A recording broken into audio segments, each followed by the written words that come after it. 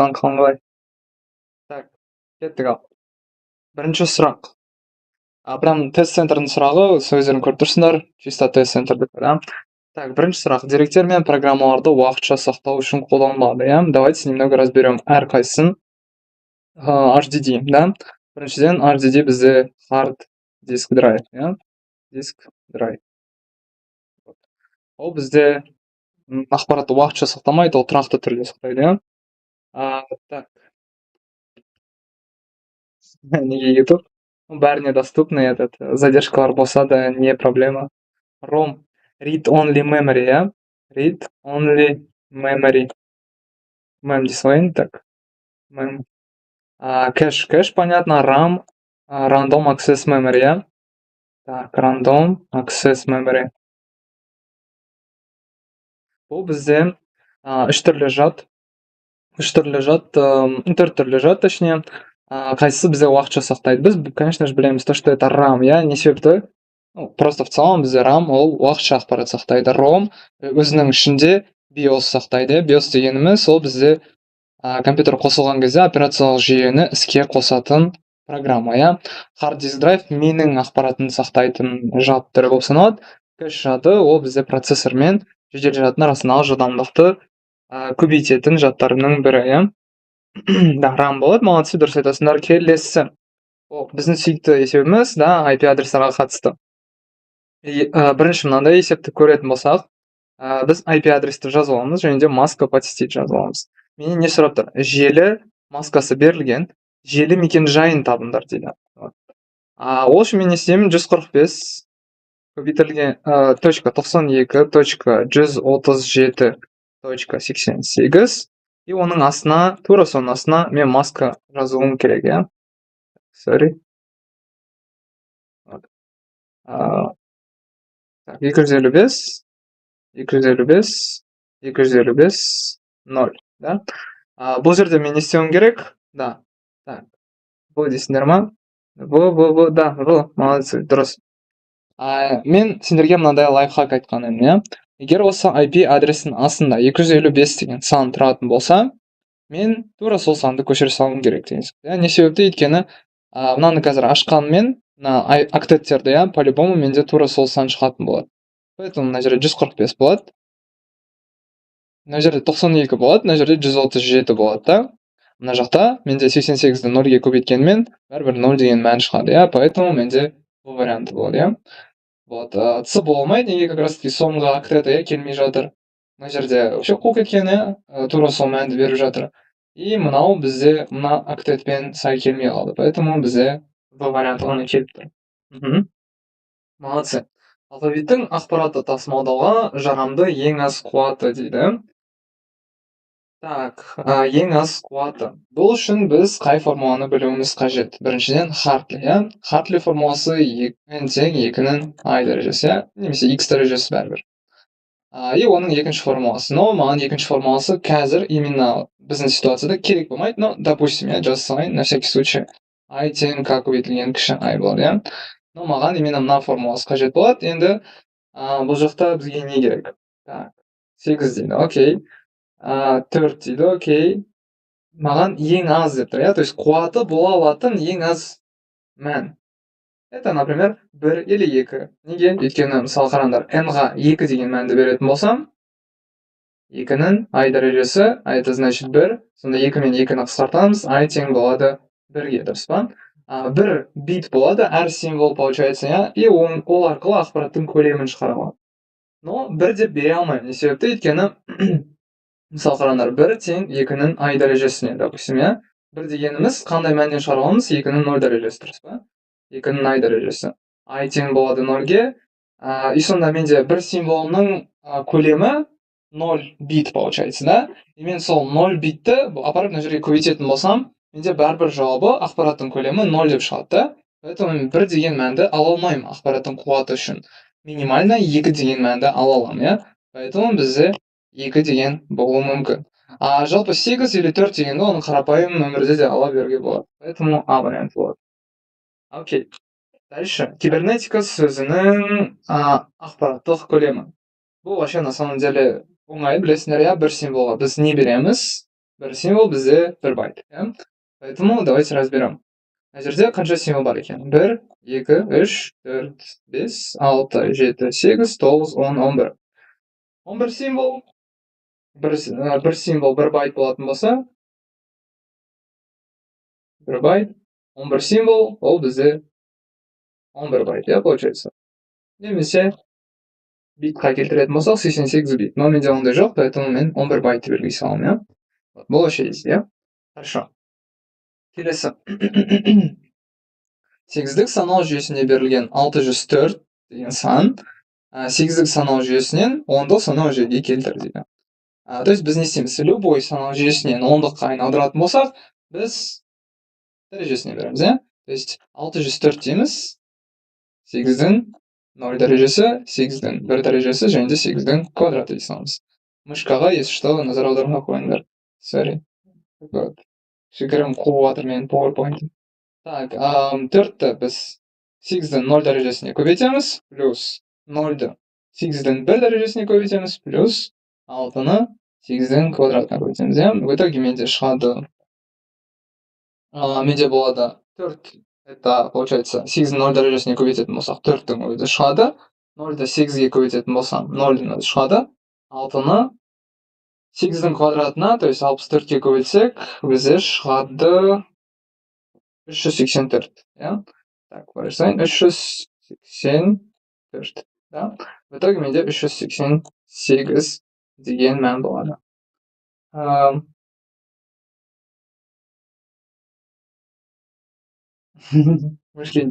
Чуть-чуть емес, біраз плохо, по идее.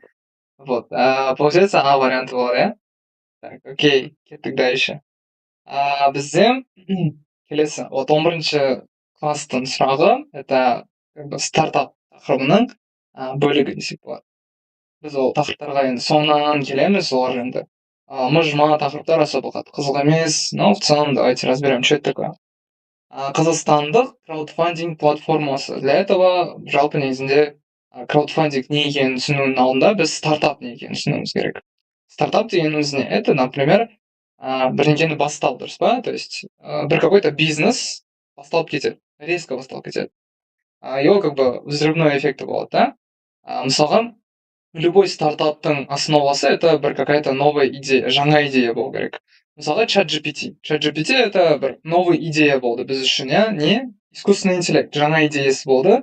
Это понятие стартап дамытты, Вот. Ал сол стартапты енді сен как-то продвигать ету керексің. Егер сенде мысалға идея бар болса, және де технологиясы да более-менее бар болса, сен оған ақша іздейсің, Не всегда ақша болады өзіңде, поэтому сен басқа адамдарға жүгінесің, көмек сұрайсың и так далее. Это краудфандинг платформалары. Көбінесе саған көмектесетін платформалар. То есть өзіңнің проектіңді, допустим, там менің осындай вот идеям бар, полностью проектіңді жазып көрсетесің, осындай доходность күтіп тұрмын дейсің, соны публиковать етесің. Мысалға, ертең Санжар көреді оны, и потом Санжарда ақша көп қой. Ол маған ақша жібереді, пожертвовать етеді, или же біз какой-то өзіміздің условиямызды қойып аламыз и в целом мен одан ақша аламын, Сөйтіп мен өзімнің стартапымды бастаймын, потом через какое-то время оған ақшасын қайтарып беремін, или же үстінен ақша қосып қайтарамын, Вот. Это бізде краудфандинг. Получается, сен спонсорларды іздейтін платформалар. Мынау прям кітапта жазылған тақырып, жазылған нелер, аталады, сайттар, это бізде StartTime и бәрі-бірге деген екеу. Негізінде мына жерде басқалар да бар, мысалға Indiegogo деген, по сути, ол да бар, но Ayobi деген, я без понятия, что это такое. Поэтому А варианты сол себепті минус. Бізде Kickstarter деген бар, кстати, ол тоже мынаның арасында жүр, списоктың арасында бар ол, бірақ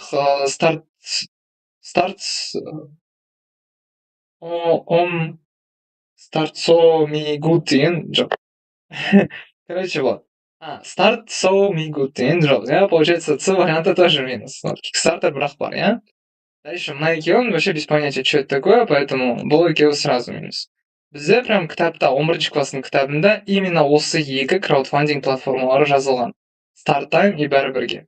Бәрі-бірге, потом еще Kickstarter бар арасында, Indiegogo бар арасында деген Вот. Так, окей. Кеттік дальше. Дальше бізде логикалық амалдар.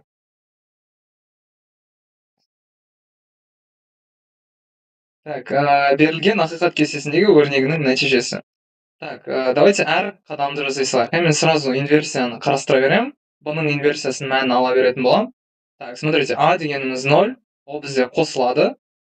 Қосу, я мынау қосу мәні. Инверсия b, это получается 0-дің инверсиясы 1 деп айналады, я? 0 мен 1-ді қосатын болсақ 1 болады. Екінші, это 0 қосылған инверсия 1, это 0, я? 0 қосу 0 тең болады 0. Үшінші, это бізде болады 1 қосылған инверсия b, это 1, это получается 1 болады. И төртінші, бізде 1 қосылған инверсия 1, это 0 болады, я? 1 қосу 0, 1 болады, я? Сонда біздің жауабымыз 1, 0, 1, 1 болады. Это А вариант. Жоқ, негізі тінтуірға қатысы жоқ бұл PowerPoint-тың несі, установкасы сондай болды. То есть мен жаңа ноутбук алдым ғой, жаңа установка как бы Microsoft Office орнаттым, и ода осындай багы бар, короче. Мен мышканы ауыстырып көрдім, одан емес негізінде. Мышкаға қатысы жоқ. Келесі, дальше бізде блок сызбаның түрі қандай дейді. Мына жерде, ну, в принципе, понятно, да, бұл if else-тар, и так далее. Бірақ мынау қандай форматта? Толық тармақталу, толық емес тармақталу, шартсыз тармақталу, жартылай тармақталу деген сияқты, иә? Так, шартсыз тармақталу деген вообще тупо жоқ. Неге екенін сен if-ті без условий жібере алмайсың. Ну, как бы if-тің идеясы в том, что сен оған шарт бересің, иә? Вот. Жартылай тармақталу деген қарастырылмайды, ондай просто вид ретінде жоқ. Бізде толық тармақталу және толық емес тармақталу деген болады. Дұрыс айтасың, варианты толық тармақталу не себепті өйткені менде иә деген де бар, и жоқ деген де бар, иә? То есть if та бар, else та бар, иә? Сол себепті толық тармақталу болады. Егер тек қана if болатын болса, онда толық емес тармақталу болушы еді. Вот. Окей, дальше. Келесі. Бұл тақырыпты біз соңына қалдырдық. Кішігірім мыжыма тақырып. Ну, давайте разберемся. Программа үзіндісіндегі input.txt файлының ашылу режимі. То есть, что делает вообще вот эта строчка, иә? F деген айнымалыға не істейді, береді, то есть присваивает, open дейді да, input.txt деген файлдың ішіндегі материалдарды алып ашып жатыр, да? Но оның өзінің қасиеті бар. То есть бізде негізінде файлдың бірнеше қасиеттері бар. R деген бар, read, я, оқу. Read. Потом, ойбай, read деп оқыңдар. Так, read, получается, да? Потом бізде W бар, ол бізде жазу, write, я. Потом бізде A деген бар, ол ақпаратты соңынан қосу, append, я. Потом бізде B деген бар, мысалы, binary, я. Самый главный бар осы. Binary. И так далее, короче, сондай бар. Енді смотрите, бізде не бар? Да, автоматически, когда бізде ештеңке жазылмайды, ары қарай өтер, мысалы, W деп беруге болады да, бірақ ештеңке жазылмаған кезде ол автоматом read болып оқылады. То есть ол тек қана оқуға арналған файл түрінде болады. Сонда А варианты болады, иә? Вот. Окей. Все, окей, хорошо, надеюсь, понятно. Келесі. Жүйелік программалық жасақтама. Жүйелік, иә, біз білеміз, программалық жасақтаманың бірнеше түрі бар. Уже дей салайық. Дальше бізде біріншісі это базалық. Дальше келесі бізде жүйелік. Келесі бізде қолданбалы. Және де инструменталды немесе аспаптық деп айтады, иә? Инструменталдық.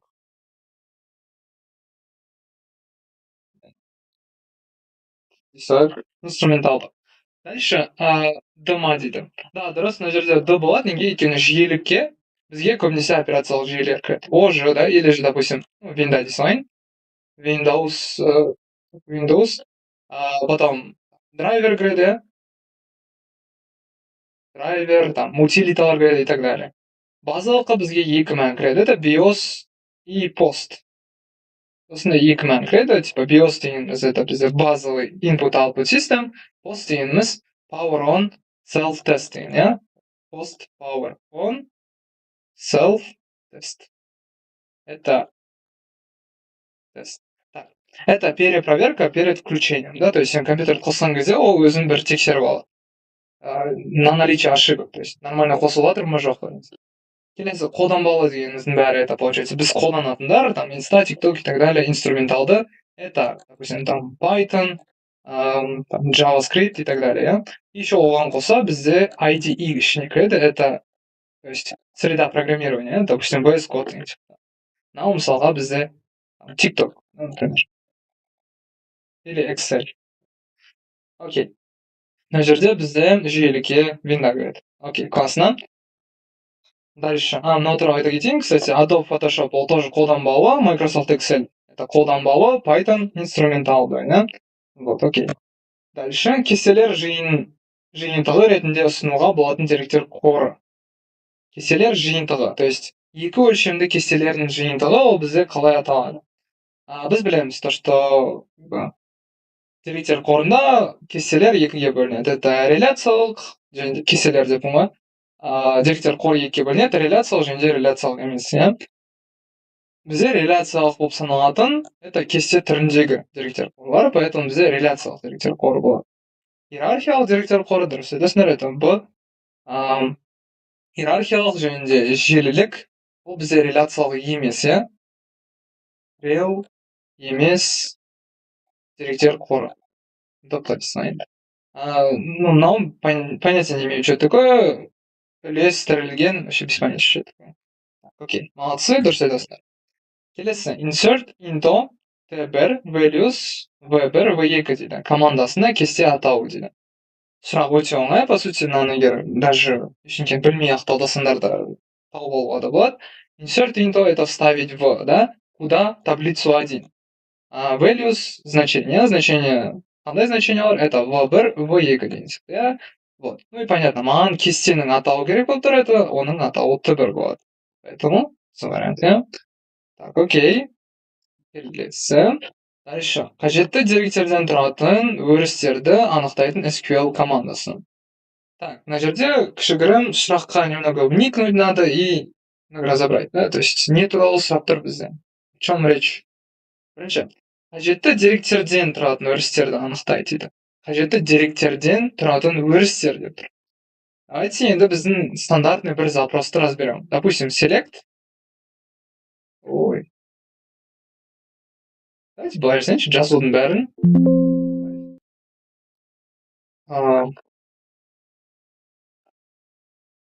Я все запарился на немен, мышканы қуумен.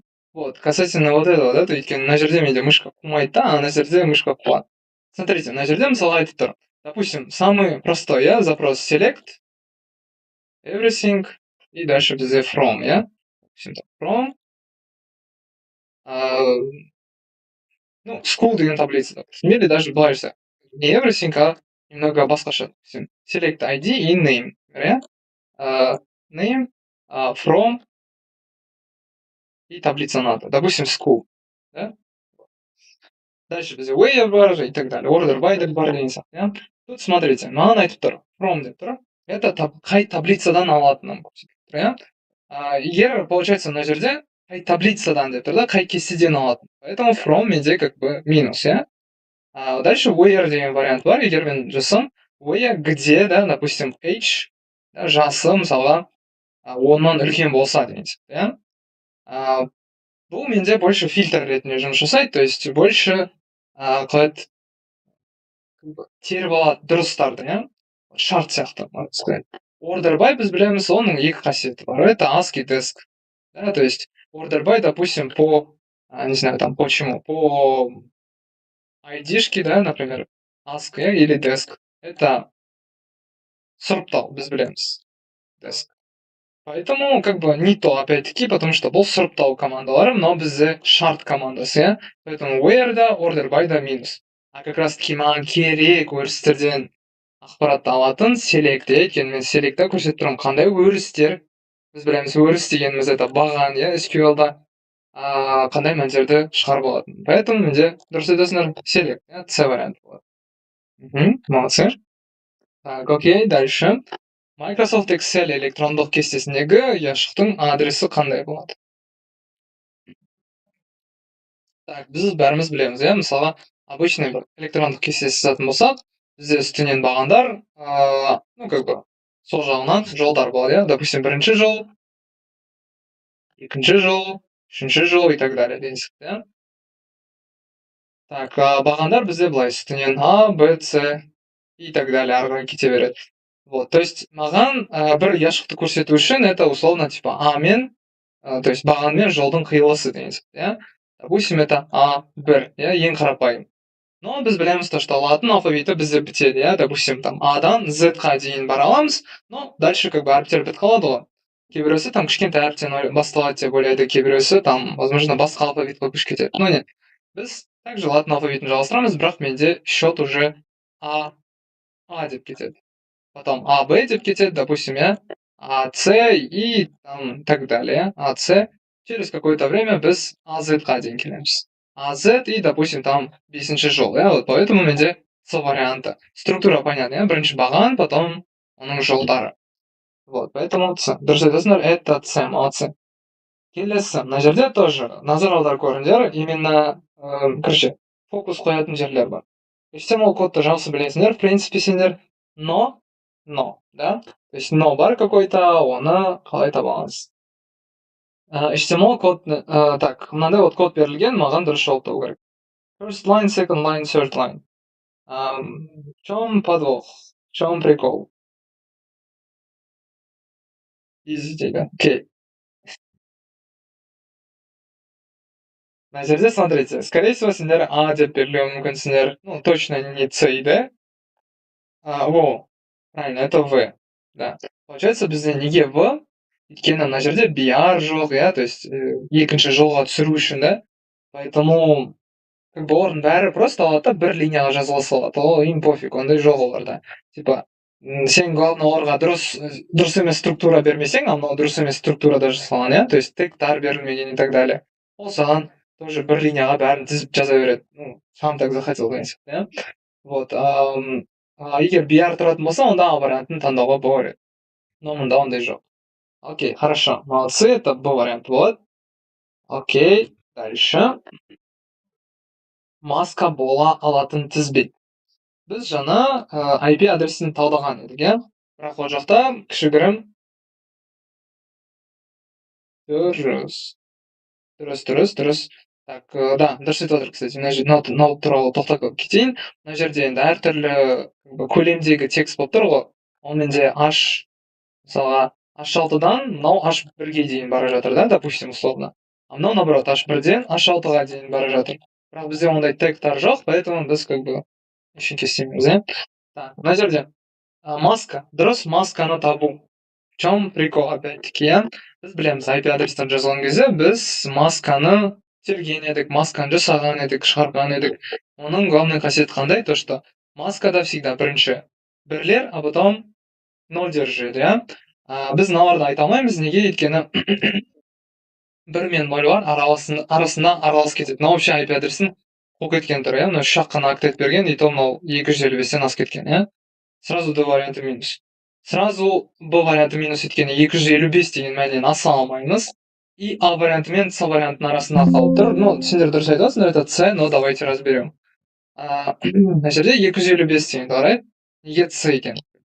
Бір 255 деген октеттің өзі, ол ішінде қанша биті болады екен? Бір октеттің ішінде бізде 8 бит, иә? Біз білеміз, 8 бит. 255 дегеніміз 8 биттің барлығы бір болған кезде. Вот. То есть төртеу, вот. Неге именно бір, екіні дәрежелерін беріп көрсеңдер болады.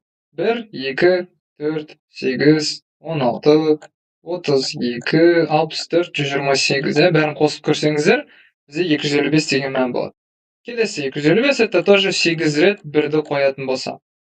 Үшінші 8, это тоже бізде 255 болады. 8 бірден тұрады, 128. Енді қараңдар.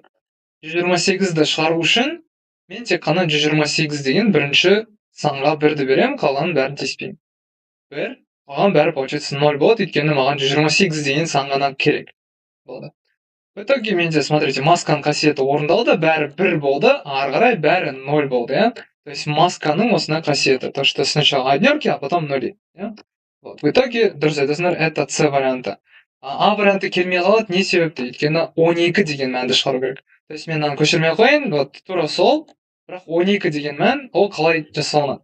12 дегеніміз, это 8 мен 4-тің қосылысы, значит 12 деген мән болады мынандай вот.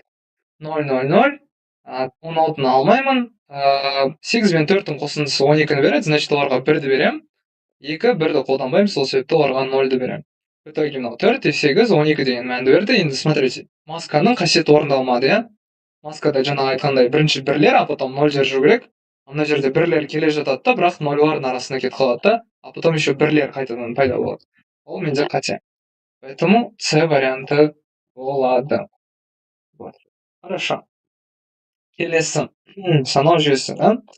Так, бұны, по сути, ладно, давайте разберем. Любой санау жүйесінен ондыққа келтіретін болсақ, біз білеміз, не істеуіміз керек? В любом случае, дәрежеден беруіміз қажет. Да? То есть, біз берген кезде 6-нан 0 дәрежесі, 6-нан 0 дәрежесі беруіміз керек, және де 6-нан 1 дәрежесін беру керекпіз. Мынау 18 қала береді.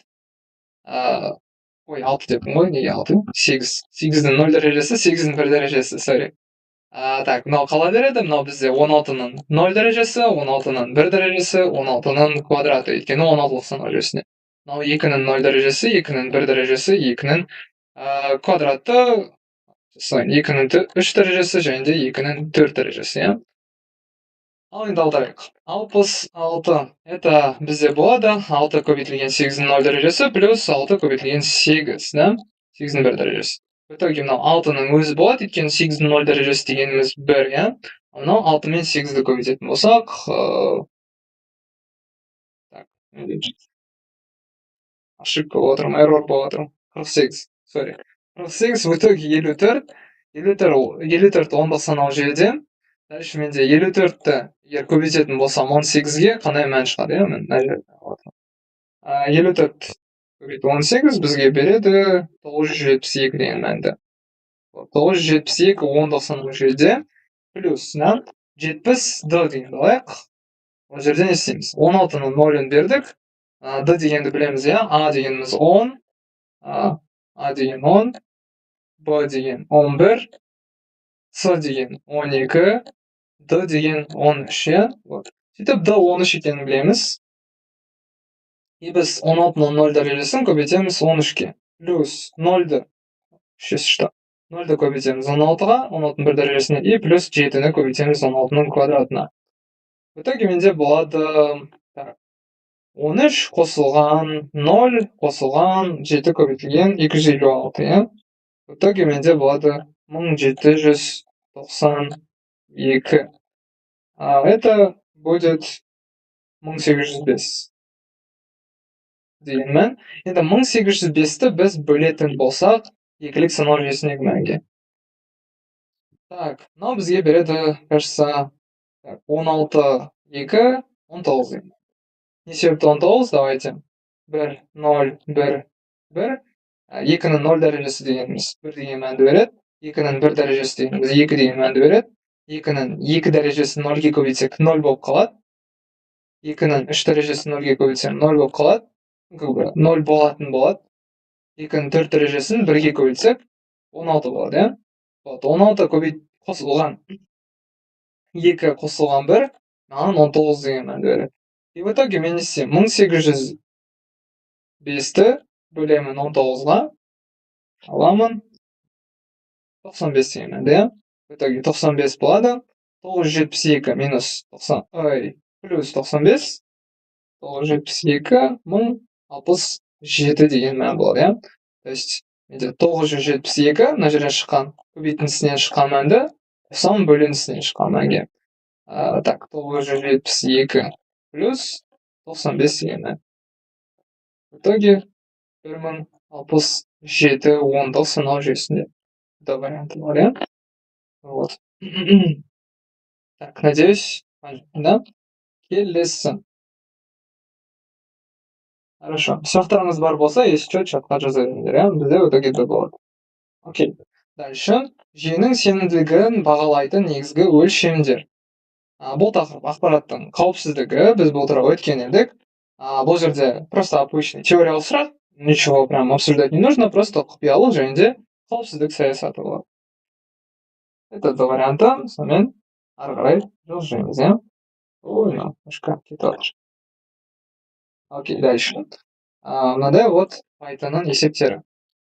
Сәл енді есеп берген кезде кішігірім сжать етіп тастады ма, ыңғайсыз алды да. Неше тест-центрда сондай болып тұрды, поэтому особо строго не судите. Смотрите.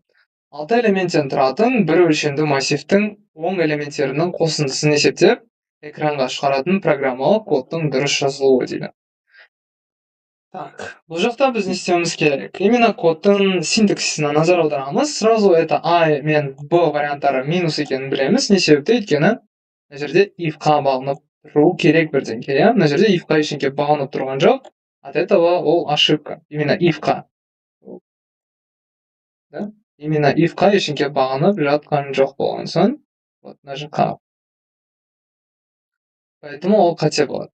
Как бы бір табуляциясында тұр, иә? Поэтому ол қате. Б, А минус.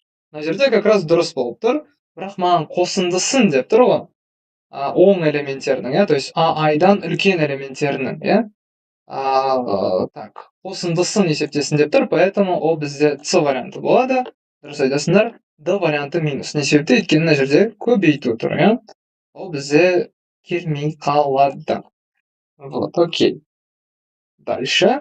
Берілген екі кестенің бастапқы кілттері.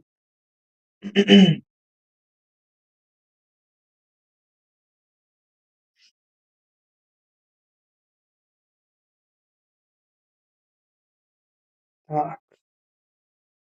Да, көбейту, да, көбейту. Так, бізде келесі.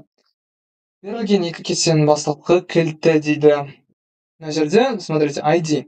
Бастапқы кілт екенін білеміз. Екі кестеде де бар. Еще, да? Бұл варианты болады. Бастапқы кілт деген не сұрақ енді? Бастапқы кілт деген ешқашақта қайталанбайтын уникальный бір жол десек болады шығар. Баған, точнее, өріс, иә? Это бізде мына жерде ID, мысалға оқушылардың аттары қайталанады, допустим, там Санжар деген адамдар миллиондаған, иә? Бірақ біздің ғана Санжар это 1 на миллион, иә? На миллиард. Дальше пәндер, мысалы сендердің барлықтарың информатика, математика комбинациясын таңдайсыңдар, поэтому ол болмайды, иә? Бағасы, там барлықтарың троечниксіңдер, поэтому тоже минус, да? Вот, окей. Молодцы. Дальше мына жерде назар аудару керек кішігірім сұраққа давайте кішкене әрекет жасайын, чтобы жақсырақ көріну үшін. Так. Мына жақта бізде сәл назар аудару керек сұрақтың өзіне.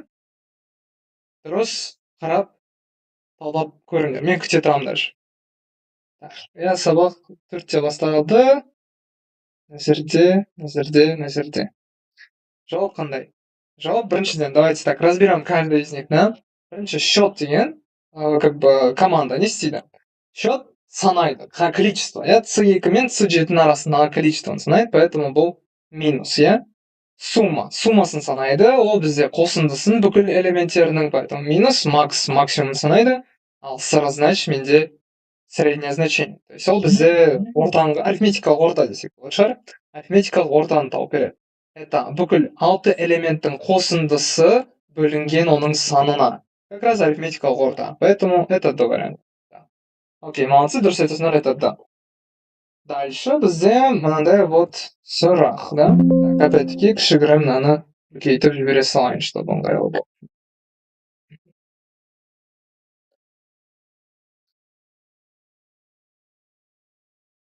Так, программа фрагментін орындағаннан кейін жол айнымалылары ие болатын мәндер. Так, ну тут легко разобрать. По сути, бірінші как минимум үшеуін разобрать несложно, да?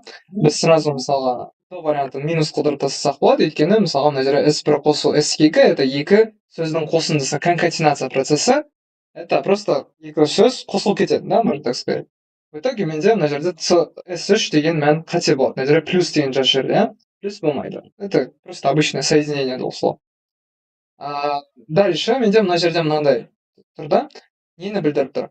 S4 мәніне логикалық амалды теңестіреді. Дұрыс па бұл? Дұрыс емес па? S1 тең емес болу керек S2-ге. Тең емес қой, как раз S1 Python Programming тең емес language-ға. Поэтому ол бізде true. Yeah? Значит, менде C варианты минус кетеді, и A варианты тоже минус кетеді. Так, окей. В итоге менде получается S3, ну, то есть только B варианты ғана қалып тұр. Номеріңізді бересіз бе? По идее, кураторларыңыз группаға қосқан еді, сол кісіден нетсеңіз, сұрасаңыз, окей, сол береді. Дальше, S5-те len S1, да, это екі сөздің, S1 сөзінің ұзындығы, иә? То есть сендер мынаны санай саласыңдар. 19 болады. Явно точно D емес, иә? Уже 18 болмайды, иә? Санап көрсек те болады. Кстати, мына жерге пробел тоже саналады. Сосын бізде еще формат деген зат бар. Формат деген не істейді? Мына жақтағы программинг деген сөздің ішіндегі мына фигурный скобканы алады да, соның ішіне мына language деген сөзді лақтырып тығып жібереді. Вот. Егер форматта мынандай вот структура болатын болса, если что, давайте немного салайын. Допустим, мысалға бізде мынандай мысал болды, иә? Так, допустим, там программинг, да, прог деп, ары қарай мысалға мынандай вот фигурный скобка, тағы да бір фигурный скобка и так далее. Точка формат дей салайық.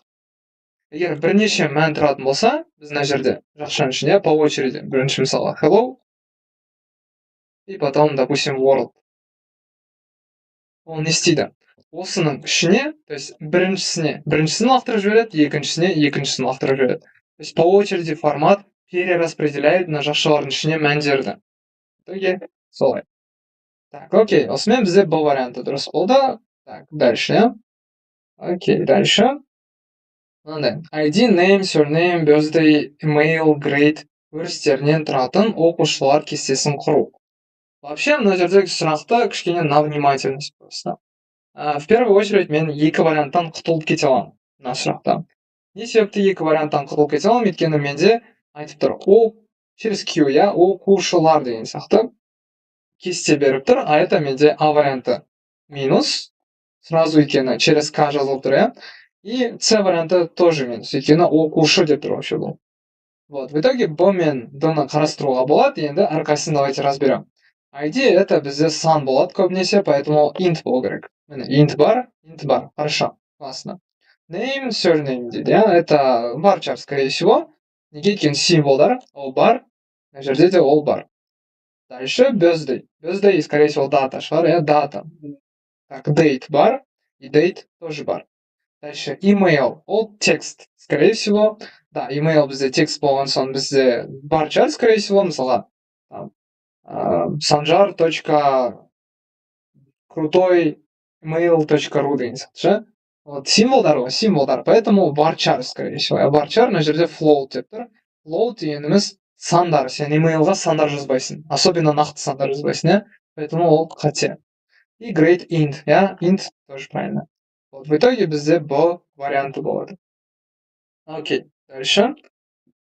Келесі бізде, мынаны даже кішкене үлкейтіп жібере салайын. Так, ссылка.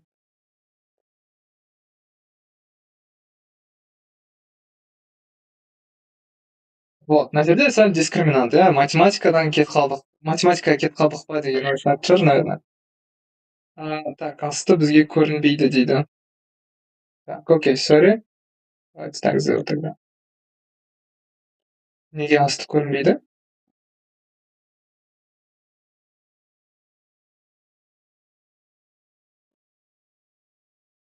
Ладно, окей. Көтердім, надеюсь, енді более-менее, да? Дискриминант. Грубо говоря, дискриминантты табу формулары. Квадрат теңдеудің табу формулары. Біз білеміз, дискриминанттың бірнеше қасиеті бар. Кішірейтесіз бе? Зачем? Неудобно. Так, дискриминанттың бірнеше қасиеті бар. Дискриминант егер 0-ден үлкен болатын болса, оның екі жауабы болады, иә? То есть екі түбірі болуы мүмкін. Дискриминант 0-ге тең болатын болса, оның бір ғана түбірі бар. Ну, тут кішігірім оны особо қарастырып жатқан жоқ, но самое главное, егер дискриминант нөлден кіші болып қалса, оның жауабы болмайды деген мән, иә? Жауабы болмайды деген мән болу керек. Мына жерде бір мән, мына жерде екі мән, иә? 2x болу керек. Вот. Маған соған назар аудару керек. Біріншіден, смотрите. Дискриминант нөлден үлкен болса деп тұр да, жауап болмайды деген сияқты, прочерк қалдырып жатыр. Сразу минус А варианты по формуле келмей қалды. Даже мына жерде даже көрсетіп, дискриминант нөлден кіші болған кезде мәнін беріп тұр да, мынандай. Это қате. Дальше дискриминант нөлден үлкен болса, маған бір мәнін береді. Мына жерде дискриминант нөлге тең болған кезде маған прочерк беріп тұр. Как минимум бір жауап болу керек, иә? Поэтому бұл варианты тоже минус. Так, С варианты дейді. Вот. Нет, подождите. Дискриминант опять нөлден кіші болған кезде бізге бір какой-то мән беріп жатыр. А ол наоборот болу керек, иә? Поэтому С варианты тоже минус. Бірақ мына жерде Д варианты. Д варианты дұрыс. Неге? Өйткені дискриминант нөлден кіші болған кезде жауабы болмайды деп көрсетіп тұр. Және де дискриминант нөлден үлкен болған кезде ол мән беріп тұр. Дискриминант нөлге тең болған кезде также мән беріп тұр, иә? В целом Д варианты өте жақсы келіп тұр по структуре. Вот, хорошо. В принципе, думаю, понятно, да? Окей, хорошо, келесі. Бізде айтып тұр. Мәтіндегі төменгі индекс түрінде шығару тегі дейді. Әр кодты біз, скорее всего, уже білеміз, жатқа білетін шығармыз. S дегеніміз біз білеміз strike, иә? Strike, ол бізде сөзді үстінен сызып тастау. Допустим, hello, үстінен сызып тастайсыңдар. B ол сөзді қалыңырақ жазу. Bold деген сөз, иә? Допустим, там hello, только кішігірім қалыңырақ, иә? Осындай мысалы. Ой, короче, ну. Так. Вот, осылай. Да? Типа вот так. Дальше. Саб, да, молодцы, саб, астыңғы индекста, да? Қалай жаттаңдар деген едім. Саб сөзінде Б астыға қарай қарап тұрса, значит, ол бізде астыңғы индекста. Саб индексінде, сөзіне қарайтын болсақ, П үстіге қарай қарап тұр, значит, бізде үстіңгі индекста деген сияқты, иә? Да, дұрыс. Молодцы, өте жақсы. Так, Д варианты, поэтому минус, иә? Үстіңгі индекс, молодцы. Вот, біздің основной Python'ымыз, өте қиын есептердің арасына келдік. Так, бізге қараңдар, Fibonacci сандарына қатысты есеп беріп тұр. Fibonacci не екен? Талап кетейік. Fibonacci дегеніміз екі сан, үшінші санды тоғыздырады. Менде былай беріп тұр. 0 мен 1-ден басталады Fibonacci сандары 0, 1. Екеуінің қосындысы үшінші санды тоғыздырады. 0 мен 1-дің қосындысы 1-ді береді, 1-ді тоғыздырады. Дальше екі сан қосылады да үшінші санды тоғыздырады. 1 мен 1-дің қосындысы 2-ні береді, 1 мен 2-ның қосындысы 3-ті береді, 2 мен 3-дің қосындысы 5-ті береді, 3 мен 5-дің қосындысы 8-ді береді. 5 пен 8-дің қосындысы 13-ті береді, и так далее ары қарай кетіп алады. Вот, маған мынандай есеп берілді. Мынандай вот код берілді, иә, бірақ оған особо қазір назар аудару керек емес. Тут суть в том, что ол маған не шығарып жатыр.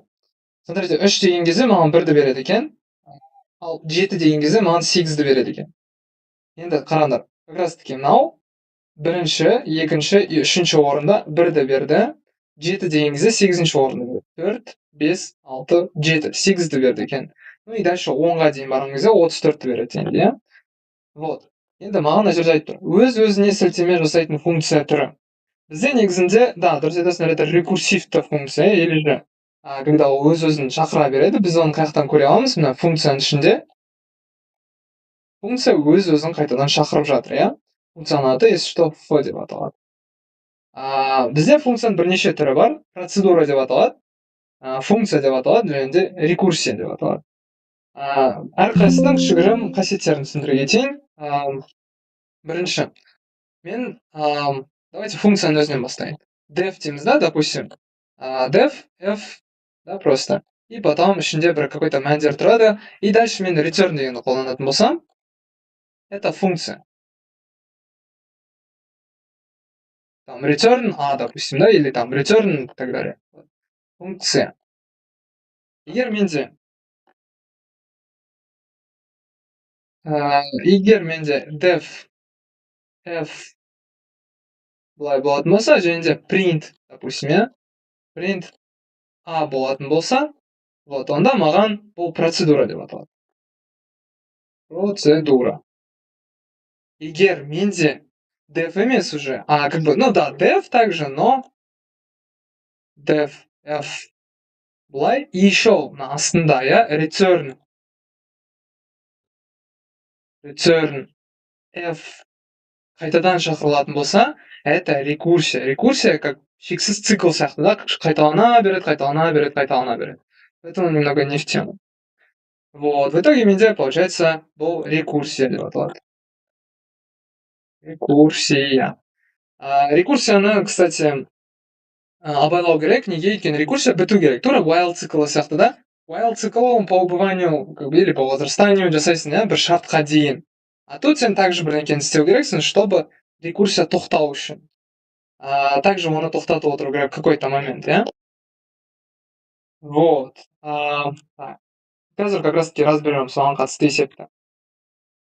Так, да, Алматыда. Дальше. Программа кодында қолданылған шарттың түрі. Так, хорошо. Әрқайсысын немного... Все, қазір түсіндірем. Так, программа кодында қолданылған шарттың түрі. Мына жерде бірнеше шартты қарастыру керек. Бізде күрделі кірістірілген қарапайым, және құрамды без понятия, что за шарт екенін. Поэтому одан қарастырмай қоямыз, иә? Точно не. Так, бірінші қарапайым.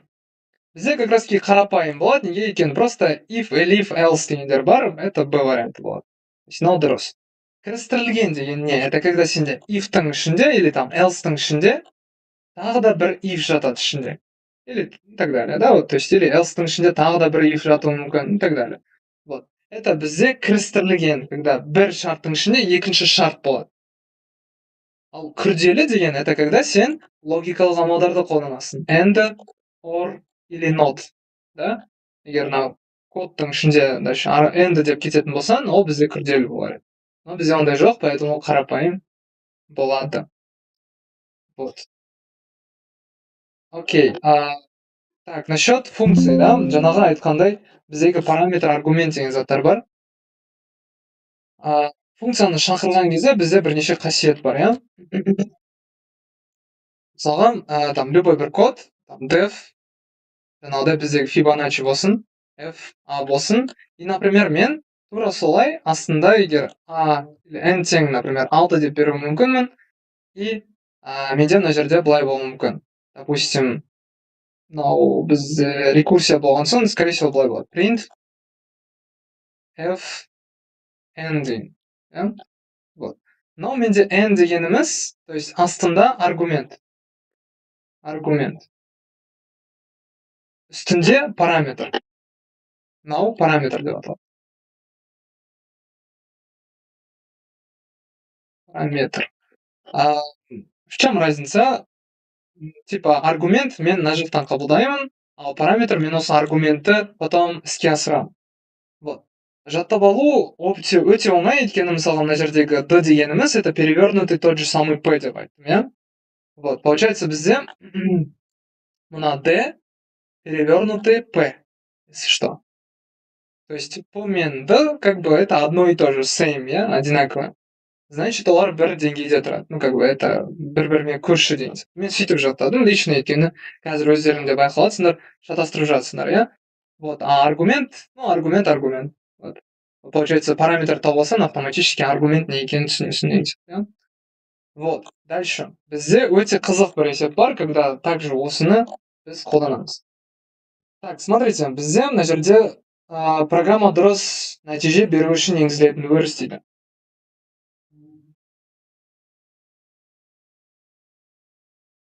Так, окей. Бізде екінші жолда if n кіші болған кезде 0-ден деп тұр. Давайте мына жерде n кіші болған кезде 0-ден. Ну, давайте бұны қалдырып кетейік. Неге? Өйткені бұл дұрыс жол. Қазір түсіндіре кетемін неге дұрыс жол екен. Бұл вариантын қарастырайық. 9-шы жолда return f n плюс 2 болған кезде, получается, смотрите, менде айттым жаңа, рекурсия бір кезде тоқталу керек. Если мен мысалға мынаған 5 деген санды беретін болсам, допустим, 5 пен барам мына жерге. 5 0-ге де, 1-ге де, 2-ге де тең емес, ол маған плюс 2 десе, Және плюс тағы да 2 десе, то есть ол наоборот өсе береді да, и ол никогда 0-ге де, 1-ге де, 2-ге де тең болмайды. Ол ешқашан тоқталмайды десек болады. То есть он бесконечный рекурсияға ұшырап қалады. И поэтому бізде бұны плюс қолдыру никакого толку нет. Келесі менде бірінші жолда def n1 и n2 деп, -1, -2 деп қойсын деп. Во-первых, олай жасауға болмайды. Неге екенін менде бір ғана аргумент бар. Значит, бір аргумент бір параметрға барады, дұрыс па? Вот. И менде мына жерде 2 параметр болып тұр. Олай жасауға болмайды, поэтому C варианты тоже минус. Дальше. 10-шы жолға return 0 сөзін қосу. 10-шы жолға. Мұнда return 0. Return 0 Python'да жазу керек емес. Поэтому біз не істейміз? Можем просто скипнуть, да? Return 0 скипаем. В итоге бізде что происходит? Ну, как бы, return 0 где нужен деген сияқты сұрақ туындауы мүмкін, иә? Это C++ языгінің тілінде. Ол жерде всегда код біткен кезде return 0 деген қоямыз. Python'да такое не нужно, поэтому D варианты минус. Ал A вариантында бізде просто как бы меньше из зол, да? Бұдан как минимум бізде кодымыз құртылмайды. Ну, и в принципе более-менее. Поэтому біз A вариантын қоя салсақ нормально. Окей. Дальше. Вот, қызық как раз таки осы жерде болады. Бізде, смотрите, рекурсия қалай жұмыс жасайды. N-ға 6 мәнін беретін болсақ, бізде код қалай жүреді дейді. Давайте вот это разберем. Рекурсия дегеніміз это как будто ағаш сияқты. То есть, реально ағаш сияқты жүреді, біз не істеуіміз қажет. Постарайтесь мына жерде тыңдап алуға, өйткені бұл өте қатты маңызды. Ну, мен оны, конечно же, әлі болашақта түсіндіремін, но да, в целом білсеңдер проблема емес. Мысалға, аға 6 деген мәнді береміз. Менде A запускается с шестеркой, и мына жердегі үстідегі n-ға барады да 6 деген мәнді береді, иә? 6-ны қабылдаймыз. 6 0-ге де, 1-ге де, 2-ге де тең емес, менде Fibonacci басталады. Егер f 6 болатын болса, оның мына жердегі рекурсиясы қандай болады? 6-дан 1-ді азайтқан кезде, және де 6-дан 2-ні азайтқан кезде. Это значит Fibonacci 5 и плюс f4, дұрыс па? Осылай болады. Дальше. Ол қайтадан шақырылады да, ол маған 5 үшін -1, -2 қасиетіне түсетін болады. Это значит f -1, 5 -1 это 4, және де 5 -2 это 3. Дальше менде 4 ағаш сияқты болады, иә? f 4-тен -1-ді азайтатын болсам, это 3, және де плюс 4-тен 2-ні азайтатын болсам, менде 2 болады. Вот. Дальше 3-ке қолданатын болсам, 3-те менде 3-ке -1 это 2, и қосылған f1, иә? В итоге былай болады. Дальше менде 2 мен 1 де тоқтап қалады, өйткені мына жерде ондай шарттар бар, могу дальше не продолжать. f3-ке келемін да, f3-тің өзінің енді деревасы бар. f3-те, смотрите, ол менде болады f2, уже жасадық, иә, f3-тікі, плюс f1. Сонымен біз тоқтаймыз. Дальше f4-тікі бар. f4-тікі, в принципе, тоже уже жасадық, но все равно жалғастыра берейік. f4-тікі это f3 плюс f2 болады.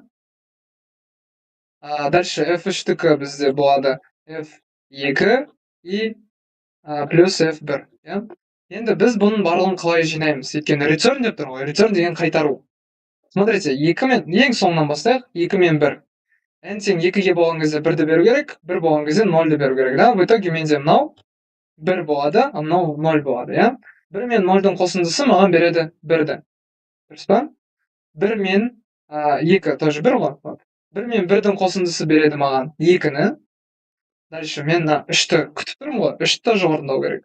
Это значит 1 қосу 0 маған береді 1-ді. 2 қосу 1 маған береді 3-ті. Енді 3 пен басқа санды қосу үшін маған не істеу керек? F4-ті шығарып тастау керек. Ол үшін маған астына түсу керек.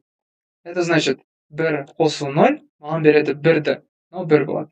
1 қосу 1 береді 2-ні, 2 болады. Сонда 3 қосу 2 болады 5. Сонда мен 5 мәнін шығарар едім. Вот. В итоге менде жауап С болады, иә? Вот. Или же, конечно, намного легче, егер код точно дұрыс істейтін болсаңдар, просто Fibonacci не ете саласыңдар, жаза саласыңдар. Допустим, 0, 1, 1, 2, 3, 5, 8, 13, да, и так далее. Ары қарай кете береді. Маған как-то 6-шы номер керек қой. Вот, бірақ дұрыс еместігін тексеру керек та в любом случае. Но егер лень болып жатса, в принципе, былай жазсаңдар да болады. Ал бірінші, екінші, үшінші, төртінші, бесінші, 6-шы орында тұрған 5 деген мән деп примерно алсаңдар болар еді. Но ол қате, по идее, суждение. Почему? Өйткені код кейбір кезде қате жазылуы мүмкін.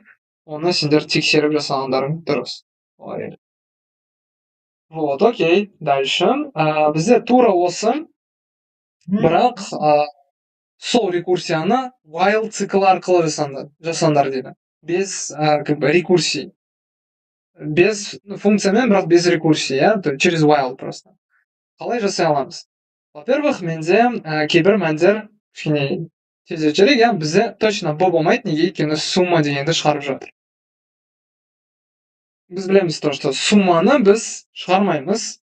Біз, наоборот, сумманы басқа айнымалыға теңестіруіміз керек. Қазір разберемся почему. Но вообще до варианты қате болады, неге? Өйткені n деген мәнді қайтарып жатыр, да? То есть 6 дегенді шығарсам, мына жерге 6 дегенді қайтарып береді. До варианты минус. Но неге минус? Өйткені, да, сумма хорошо, без проблем, но сумма должна чему-то присваиваться. Б-ға, ол постоянно ауыса береді. Поэтому Б вариантында біз, немного нелері бар, өздерінің қателіктері бар. Мына жерде как раз таки екеуі де return B деп тұр, да? Но қайсысын таңдау керек? Обратим внимание, то, что ага, б-ны беріп жатыр, как раз таки, да?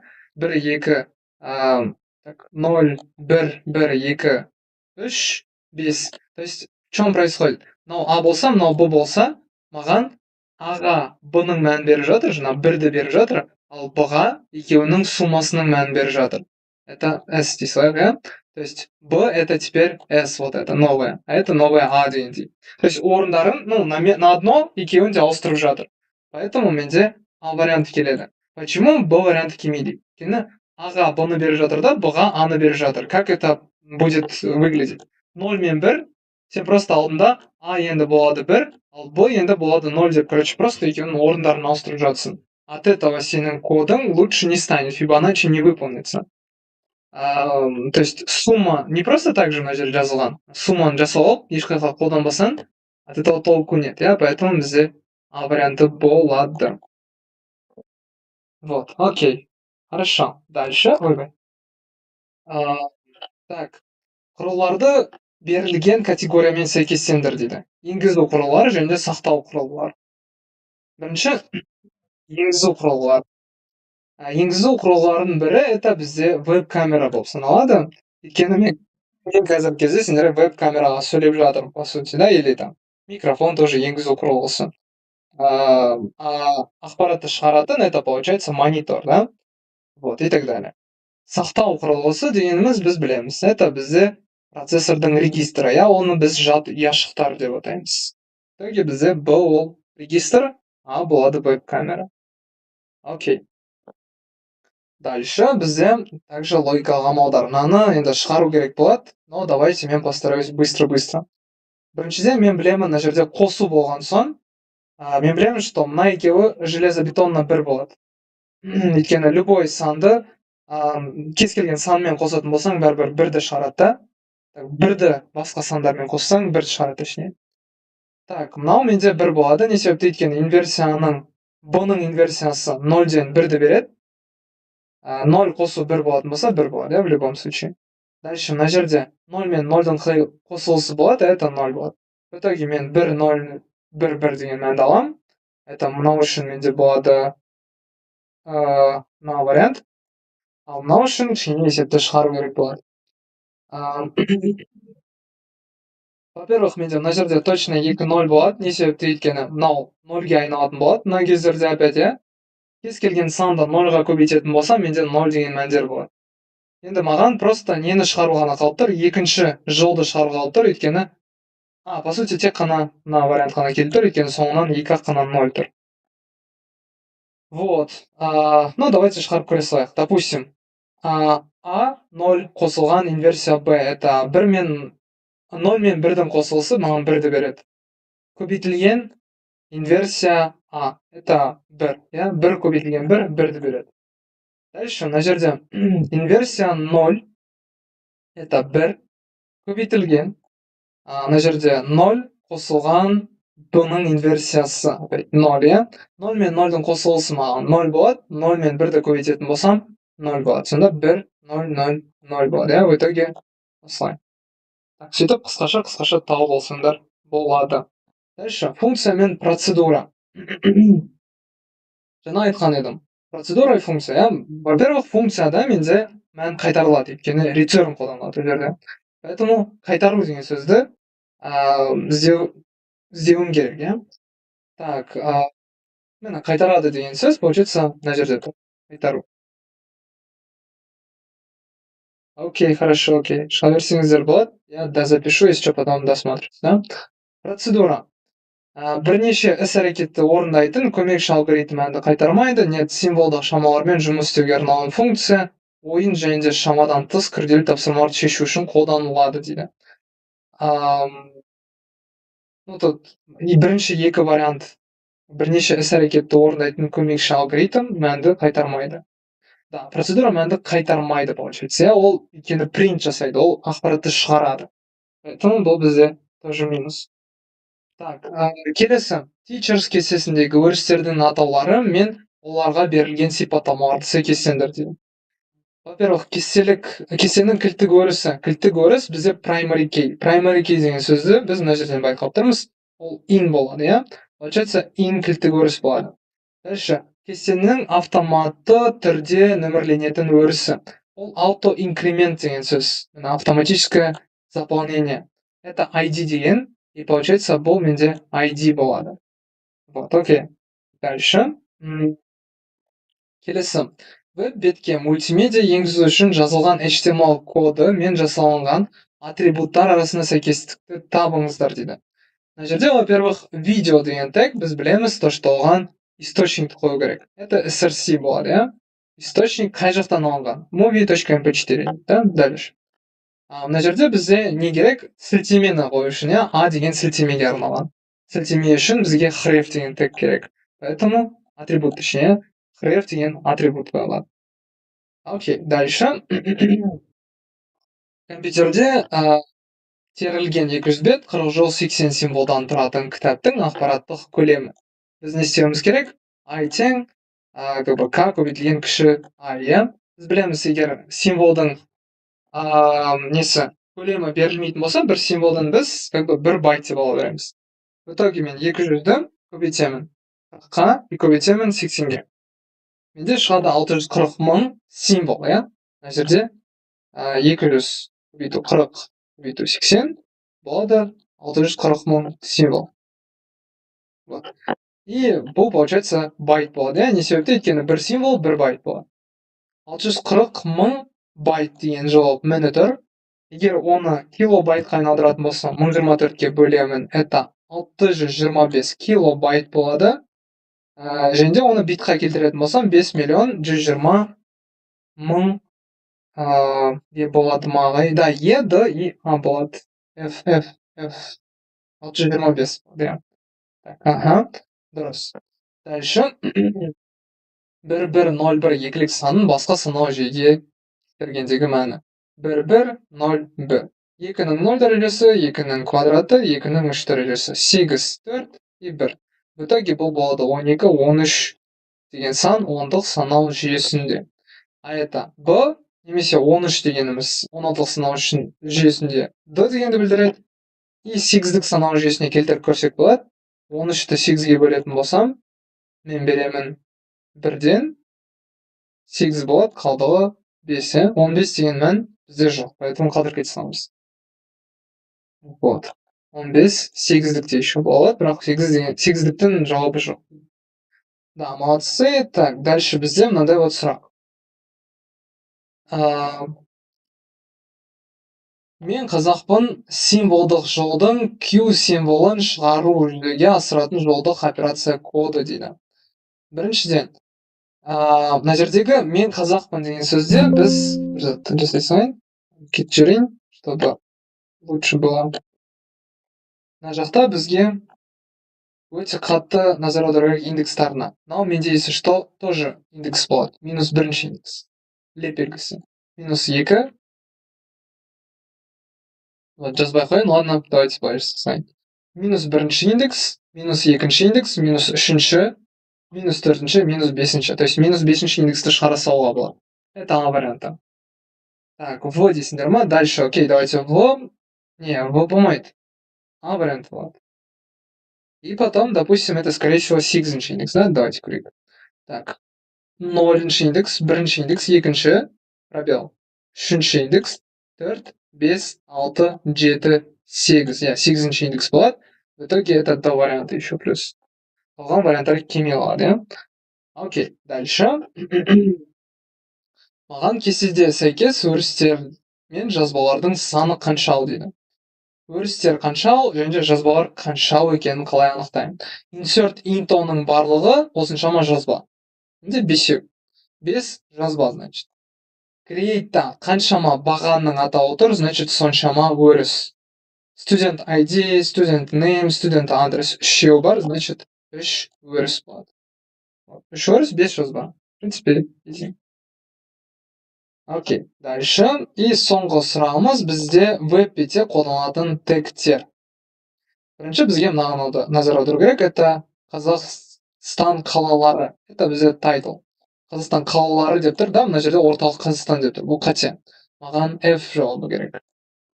Келесі, потом бізде Қазақстан қалалары деген беріледік. Дальше бізде OL, да? OL бізде это маркерленген тізім. UL болу керек, значит. Және де оның размері үлкен болады. Скорее всего, 46 пиксель, оның түсі green, жасыл. Мына жерде түсі gold деп тұр. Gold это оның артқы фоны, background color. Поэтому ол C емес. Енді менде екі вариант қалып тұр. Мына екеуінің арасында OL, да, обязательно, ну, как бы, нумерованный список, Оның размері 20 пиксель и түсі gold деп тұр. Нет, gold емес, оның түсі көк, blue. Значит, это E вариант болады. B, E, F. Так. Все. В принципе, осымен біз біттік. Ладно, жақсы. Барлықтарыңызға рахмет, уақыт бергендеріңізге, сабаққа қатысқандарыңызға. Келесі кездескенше сау болыңыздар. Давайте.